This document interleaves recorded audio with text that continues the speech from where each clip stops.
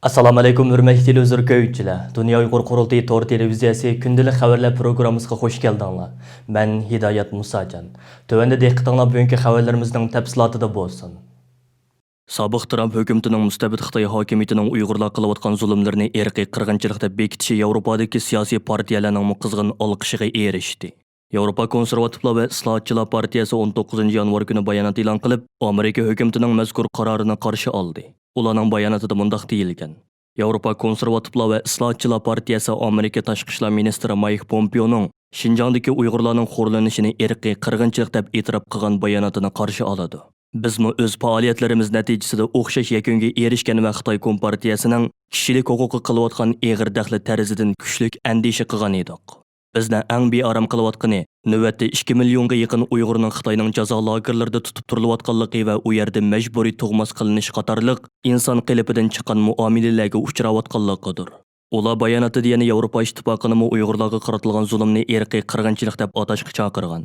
Ular mundaq degan: Yevropa Konservativlar va Islohotchilar partiyasi Yevropa ittifoqini Amerikani o'lga qilib, o'xshash qaror chiqarishga, ya'ni Şinjandagi voqealarning irqiy qirg'inchilik ekanligini e'tirof qilishga undaydi. Amerika Uyg'urlarga qaratilgan zulmni tunji bo'lib, irqiy qirg'inchilik va insoniyatga qarshi jinoyat deb e'tirof qilgan davlat bo'lib, Amerika hukumatı va xalqarodagi kishilik huquq jamoati yana ko'p davlatlarni o'xshash qaror olishga rag'batlantirmoqda. Amerika hukumatı Xitoyning Uyg'urlarga qilayotgan zulmini irqiy qirg'inchilik deb bekitgandan keyin, Angliya bosh ministri Boris Johnson bu vaqtdagi savollarga duch kelgan. O 20 yanvar kuni Angliya parlament a'zolariga so'z qilganda, Xitoy hukumatining Uyg'urlarga qilayotgan zulmini intayin yerginishlik deb tasvirlagan. Biroq u zulmning xarakterini belgilashning adliyaning ishi ekanligini eskartgan. Politico gazetining xabar qilishicha, Angliyadagi Shotlandiya Milliy partiyasining Westminster rahbari Ian Bellackford Angliyani Amerikaning bu qaroriga agishga chaqirgan. Boris Johnson buningga javob qaytarib bundaq degan: "Men buni adliya masalasi deb qarayman. Lekin shaxsan o'zim Şinjanda yuz berayotgan ishlar va Uyg'urlarga qarata yuz berayotgan ishlarni butunlay yerginishlik deb qarayman. Men Avam palatasining har qaysi a'zolarining men bilan o'xshash qarashda ekanligini bilaman." Boris Johnson yana 12 yanvar Angliya tashqi ishlar ministri Dominic Raab e'lon qilgan qarorlarni tilga ilib turib, Angliyaning Şinjandagi majburiy emgak asosidagi tovarlarni kirgizishini cheklash haqida tadbir qo'llandi degan. 19 yanvar kuni Amerika tashqi ishlar ministri Mike Pompeo bu qarorni e'lon qilganda yana ko'p davlatlarni Amerikada qaror olishga chaqirgan edi. Trump hukumati vazifadan ayrilishdan bir kun burun Xitoyning Uyg'urlarga qaratgan zulmini irqiy qirg'inchilik deb bekitgandan keyin, navbatdagi Joe Biden hukumatining bu vaqtda nimalarni qiladiganligi diqqat nuqtasi bo'lmoqda. Janubiy Xitoy sarpochtasi gazetining bu vaqtdagi xabarida aytilishicha, kuzatuvchilar bu qaror Joe Biden hukumatining Sharq Turkistondagi zulmga qarshi turish uchun kuchli tadbir qo'llanishiga turtki bo'ladi deb qaraydi ekan. Bo'libmi ular Joe Biden hukumatining Xitoyga munosabatlik masalalarda sherik davlatlar bilan keng ko'lamda hamkorlashishi mumkinligini aytgan. Amerikadagi Miros fondining yuqori darajalik siyosat analizchisi Olivia Inus xonim yuqoridagi gazetda qilgan so'zida, Biden hukumati bu qaror bo'yicha amaliy harakatga o'tib, zulmga chetishlik texmi ko'p shaxs va o'rinlarga jazo tadbiri e'lon qilishi, Uyg'urlarning panohlanish masalasini muhim masala qilib bekitishi va majburiy emgakka qarshi kurash qilishi mumkin deb ko'rsatgan. Inus xonim yana Xitoy qilayotgan harakatlarining so'roqsiz qolmaydiganligini to'nib yetdi degan.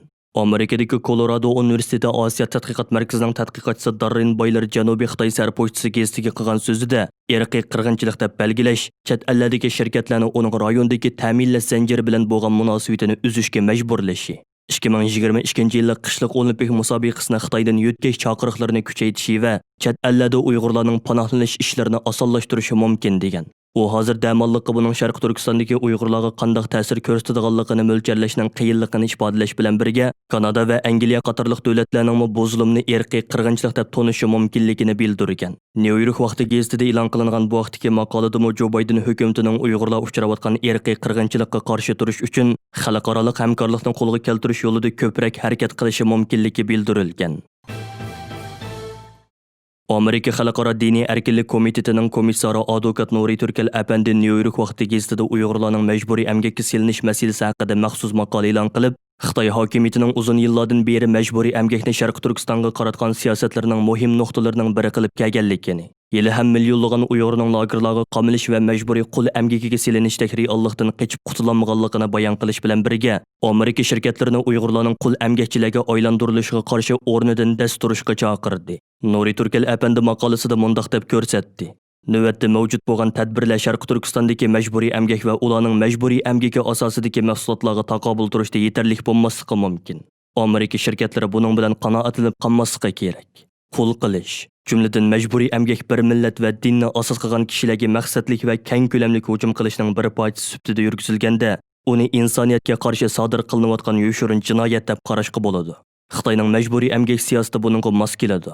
Şoňa bu yoshirin jinoiy qilmishlarni qasdan yoki maqsadsiz holda qo'llagan va uningdan naf olgan korxonalar xuddi 2. Dünya urushidan keyin Nuremberg sud mahkamasida bir qism Germaniya sanoatchilari sotlanganga o'xshash javobgarlikka tortiladi. Nuri Turkel apandi Xitoydan mal ta'minlayotgan Amerika shirkatlarining ta'minlash zanjirlarida qul amgaki bor yo'qligini mustaqil holda inchkilik bilan tekshirishi, zarur tepilsa Xitoydagi ta'minlash zanjirlaridan voz kechishi kerakligini bildirdi. U maqolasida mundaq deb xitob qildi. Har qaysi taraflarning o'zaro hamkorligi asosida bu masaladagi besimni va ta'sir kuchini oshirg'ili bo'ladi. Amerika shirkatlari Xitoy hukumatiga o'zlarining korxona mas'uliyatiga va kishilik huquqi astoydillik bilan muomala qiladiganligini, Sharq Turkistondagi bu vahshiyliklarga sherik bo'lishni xohlamaydiganligi, zarur tepilsa Xitoydagi ta'minlash zanjirlari bilan munosabatni uzishga tayyorligini kuchlik va kollektiv holda bildirib qo'yishi kerak. Nuri Turkel apandi Joe Biden hukumatining Uyg'urlarning majburiy amgakka silinish masalasiga jiddiy qaraydiganligidan bishorat berganligini tilga oldi va maqolasining oxirida 2. Dünya urushidan buyangi bir millatga sistemalik ziyonkashlik qilish yuz berayotgan hozirgidek halqiliq bir paytda Amerika shirkatlarining buningga qarshi o'rnidan dast turishi eng to'g'ri tanlashdir deb ko'rsatdi. Amerikaning yangi tashqi ishlar ministri bo'lish oldida turgan Antony Blinken apandining yaqinda Amerika Kengash palatasida o'tkazilgan hukumatda vazifaga tayinlanadiganlarning izohat berish yig'inida qilgan so'zida sobiq Trump hukumatining Xitoyning Uyg'urlarga qaratgan zulmini irqiy qirg'inchilik deb bekitganligini qo'llaydiganligini va buning o'zining o'rta qarshi ekanligini bildirishi chet el matbuotlarida kuchli inkos qo'zg'ab kelmoqda. Ba'zi siyosiy analizchilar Amerikadagi bir-biriga raqib demokratlar bilan jumhuriyatchilarning Uyg'urlar masalasida o'rtaq tushuncha hosil qilishi, mohiyatda Uyg'urlar masalasining Amerikaning davlat siyosatiga aylanganligini ko'rsatdi deb qaramoqda. Trump hukumatining yuqorqi qarori sababli Amerikaning sobiq tashqi ishlar ministri Mike Pompeoga qarshi tashviqot urushi boshlatgan va Trump hukumatining Mike Pompeo boshchiligidagi 28 nafar yuqori darajalik amaldoriga qarata jazo tadbir yo'lga qo'ygan Xitoy hokimiyati uchun Amerikaning yangi tashqi ishlar ministri nomzodi Antony Blinken apandining yuqorqi so'zlari yana bir qitimliq eg'ir zarba bo'ldi. Antony Blinken 19 yanvar Amerika Kengash palatasida qilgan so'zida Xitoyning haqiqatan Amerika uchun eng eg'ir tahdid bo'lib kelayotganligini, shunga bundan keyingi xizmatlar uchun ikki partiya hamkorligining amalga oshishi texmo tez bo'ladiganligini alohida ta'kidladi. Muxbirlar uningdan Mike Pompeoning Uyg'urlar qirg'inchiligiga uchrayotdi degan qaroriga siz qanday qaraysiz deb so'raganda u ikkilanmasdan bu mening qarorim degan. Shundaqla bu vaqtdagi tegishli tadbirlarni ijro qilishning o'zining ishga tushgan dastlabki bir oy ichidagi muhim ishlar qatoridan o'rin oladiganligini bildirgan. Antony Blinken Donald Trump hukumatining Hong Kong va Tayvan masalalaridagi qarashlarini muayyanlashtirgan bo'lib, bir qism analizchilar buni navbatdagi Amerika tashqi siyosatining cho'ng jihatdan o'zgarmasdan davom qilishidan derak beradi deb qaramoqda. Dünya Uyghur qurultiyining muavin raisi doktor Erkin Akram boshchiligidagi qurultay hay'ati 19 yanvar kuni Uyghur masalasini izchil turda qo'llab kelayotgan Turkiya Demokrat partiyasining markaziy organini ziyorat qilib, ularga Sharq Turkiston xalqi nomidan rahmat aytdi va Uyg'urlarning hozirgi eg'ir vaziyati, Uyg'ur davosining xalqarodagi taraqqiyoti, Dünya Uyghur qurultiyining xalqaro sahnalarda ilib berayotgan faoliyatlari haqida tafsiliy ma'lumot berish bilan birga Uyg'urlarning Turkiya hukumatidan va Turkiyadagi siyosiy partiyalardan kutadigan talablarini o'ttirg'a qo'ydi.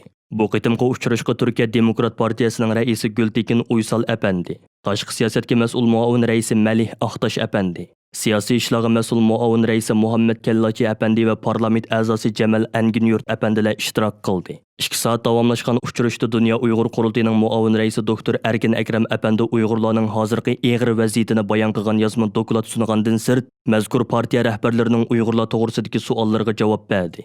Muzokara oxirida Demokrat partiyasining raisi Gultekin Uysal apandi xulosa nutq so'zlab mundaq dedi. Men oldi bilan Uyg'ur hay'ati bilan partiyamizning markazida ko'rishganligim uchun intayin xursand bo'lganligimni ta'kidlamoqchiman. Sharq Turkiston davosi garchi Turkiya Jumhuriyati davlatining oldingi qatordagi masalasi bo'lmasa-mu, lekin turk xalqining qalbida cho'nqur o'rin olgan bir masaladir. Şoňa bizmi bu hissiyat bilan qandaq qilib Şarqi Türkistonliklar duchor bo'layotgan zulmlar haqida xalqimizga texmo tafsiliy ma'lumot bera olamiz. Siyosiy jihatdan qandaq qilib bu da'voni Turkiyaning milliy masalasiga aylantira olamiz deganga o'xshash masalalarga bosh qotiryapmiz. Gultekin Uysal apandi Demokrat partiyasining 1952-yildan tortib Şarqi Turkiston masalasiga ko'ngil bilib kelayotganligini, bundan keyin Uyg'urlar haqidagi faoliyatlarini texmo kuchaytirganligini bayon qilib mundaq dedi. Partiyamiz Şarqi Türkistonliklarning rahbari İsa Yusuf Olibtekin apandi 1952-yili Turkiyaga kelgandan tortib Şarqi Turkiston davosini izchil holda qo'llamoqda. Bugun Erkin Akram apandi boshchiligidagi hay'at bilan muzokara elib berish orqali Şarqi Turkiston to'g'risidagi ma'lumotimizni yangiladik. Garchi parlament a'zoligiga saylangan odamlarimizning soni oz bo'lsa-mu, oldimizdagi kunlarda kuchimizning yetishicha Turkiya parlamentida Uyg'urlarning ovozi bo'lishga tirishamiz. Bu qitimqi ko'rish jarayonida Demokrat partiyasidan bo'lgan parlament a'zosi Jamal Anginyurt apandi Turkiyada ba'zi shaxslarning Şarqi Turkiston masalasini Amerika o'ydirib chiqargan degan sapsatini ko'tarib chiqqanligini tanqid qilib mundaq dedi. Amerika Şarqi Turkiston masalasiga ega chiqyotidi va qo'llayotidi deb bizning Şarqi Turkiston masalasiga ega chiqmasligimiz g'alati bir ahvol bo'lib qoladi. Undaq bo'lsa Turkiya nima uchun Amerika va Yevropa davlatlari Falastin masalasiga ega chiqmayotidi deb qaqshaydi. Amerika Falastinliklarga, Suriyaliklarga yordam qilsa, ularni qo'llasa, olqishlaydi ekanmiz. Amerika Şarqi Turkistonliklarga ega chiqsa, Amerika Uyg'urlarni kuch kiritib qalayimqonchilik chiqaryotidi deydi ekanmiz. Bu qandaqmi mantiqiga sig'adi? Bundaq bir ish yo'q. Turkiya Şarqi Turkistonliklarni qo'llashi va ularga ega chiqishi kerak. Turkiyadagi Demokrat partiyasi 1946-yilda qurilgan bo'lib, Turkiyani 10 yil idora qilgan. Bu partiya hokimiyatdagi vaqtida, ya'ni 1954-yili Uyg'urlarning rahbarlaridan İsa Yusuf Olibtekin va Muhammad Emin Bug'ra boshchiligidagi 1850 kishini Kashmirdan Turkiyaga akilib o'rinlashtirgan edi. Birleşken Devletler Teşkilatı bilen Türkiye hükümeti o'ttirisida oldingi kuni New Yorkda imzolangan kelishimga asosan Markaziy Janubdagi Birleşken Devletler Teşkilatı insonparvarlik ishlarini moslashtirish ishxonasini Istanbulga ko'chirish qaror qilindi.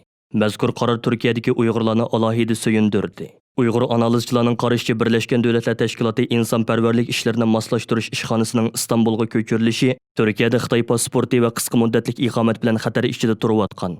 Shundaqli xizmat va turmush jihati og'ir qiyinchiliklarga duch kelayotgan Uyg'urlar uchun foydali sharoitlarni ilib keladi. Bir qancha yil burun Birleşken Devletler Teşkilatı Musafirlar Oliy komissarligining Istanbuldagi sho'basining taqilishi Turkiyadagi Uyg'urlarning mutlaq ko'p qismi yashayotgan Istanbuldagi Uyg'urlar uchun ko'plagan foydasiz omillarni ilib kelgan edi. Xəvərlərdən məlum bo'lishicha Birleşken Devletler Teşkilatı bilan Turkiya hökuməti o'ttirisida oldingi kuni Birleşken Devletler Teşkilatıning New Yorkdagi markazida imzolangan kelishimga Birleşken Devletler Teşkilatı insonparvarlik ishlariga mas'ul muavin bosh kotibi Marix bilan Turkiyaning Birleşken Devletler Teşkilatı turishliq doimiy vakili Ferdun Sinirli o'g'li birlikda imzo qo'ygan. Hürmetli televizor ko'yuvchilar, yuqorida Dunya Uyghur qurultayyi to'g'ri televiziyasi күндىلىك xəvərlər pируграммисini diqqətinizə sunduq. Yoqtirib ko'rganingizga rahmat. Keyin qitimliq programmada ko'rishaylik. Xayr xo'sh.